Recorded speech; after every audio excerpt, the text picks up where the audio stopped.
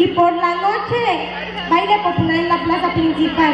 Y para terminar, a nombre de las autoridades y al pueblo de Cheratzcuri, orgullosamente, municipio de Paracho, Michoacán, capital mundial de la guitarra, los invitamos a que nos visiten este 15 de agosto y juntos disfrutemos del sabroso churipo y corundas.